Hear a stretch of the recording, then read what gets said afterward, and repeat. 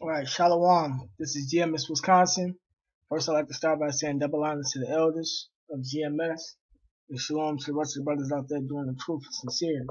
Now, what I'm starting off with in this lesson is basically the U.S. Army Special Operations Command, and they got a program going on or operation going on called Jade Helm 15.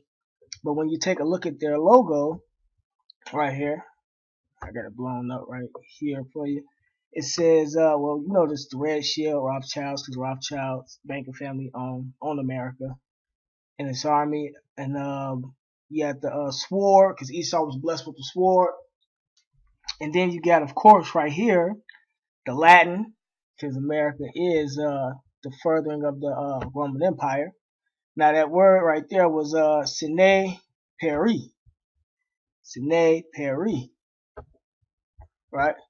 And it means without equal. Now we know the American government or the American army, right along with NATO and the EU, is for the scriptures it says who could make war with the beast. That's why America was able to take down all the nations and put their military in all the nations because nobody can make war with the beast, right? Now let me jump. Hold on. My next point is the United States. What's this?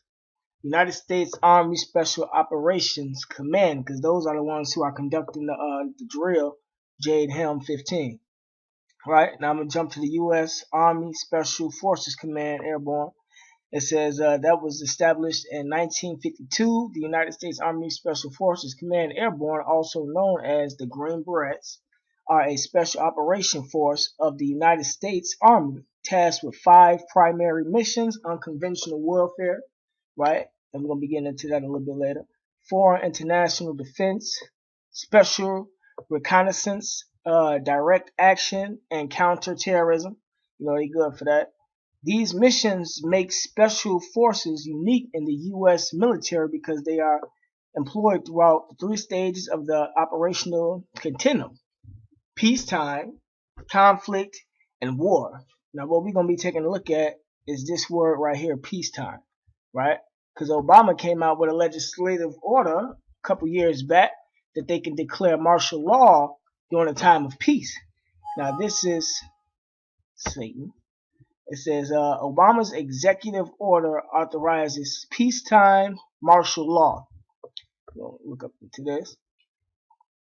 It says President Barack Obama issued an executive order on March 16th, giving the White House absolute control over all the country's natural resources in case of natural disaster or during a time of war.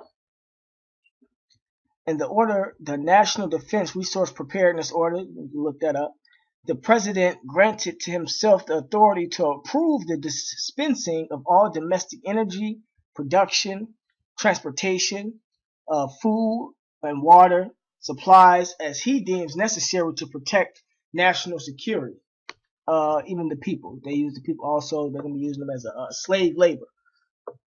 It says, despite the national defense hurdle that ostensibly must be jumped in order for the order to take effect, the text of the document itself does not limit implementation to a time of war. In fact, the specific sections of the order make it clear that the president can take complete command and control of the country's natural resources in peacetime as well. So not only during the time of natural disasters or some type of major event happen where they can call in martial law and they take control of all the resources, they can do it during the time of peace. Now that's why they got them soldiers down there doing all types of rehearsals, because they're gonna use them soldiers to take over the U.S. economy when stuff starts to pop off. Now this is Jade Helm 15 conspiracy theories. All right. Now I'm looking at the exercise details. It says, well, first let's look at the word conspiracy, because everybody is afraid of this word right here. Right? Conspiracy. Let's look it up. Conspiracy from the Online etymology dictionary, right? Conspiracy, 14th century from Anglo-French, conspiracy, old friends, conspiracy, how do you say it? Conspiracy to plot, plot, from Latin conspirationem, native conspiratio, agreement, a union, right? Unanimity, noun of action from conspire, see conspire, and that's what we're gonna do. We're gonna look up the word conspire because it really gave you the answer right there, union, all that. But conspire, to go deeper, it's late 14th century from Old French conspirere, from Latin conspire, however you say it, to agree, unite, plot, literally to breathe together. From come together, spirere, to breathe together, meaning basically the elites, which is known as the Illuminati in the society, breathe together a plan to take over the American society, right? And starting with what? The Jade Helm exercises. Now, it says the Jade Helm 15 conspiracy theories are based on the eponymous United States military training exercise, because that's what they said it was, scheduled to take place in multiple U.S. states from July 15th to September 15th. Announcements of these training exercises have raised concerns that have been characterized by the New York Times as traversing the outer edges of political paranoia.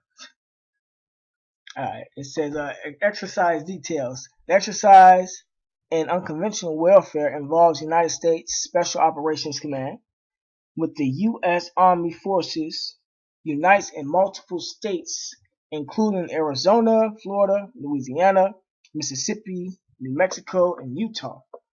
Troops engaging in the exercise will assume the role of either occupying or resistance forces, occupying martial law, or resistance forces fighting against the people who are not pro government, the ones who's rising up against the government.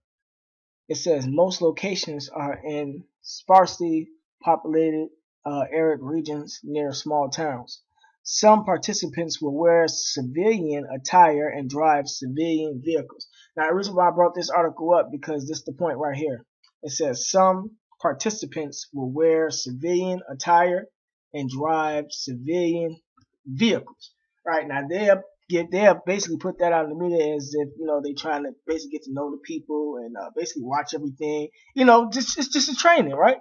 But really, what that is bam, this right here.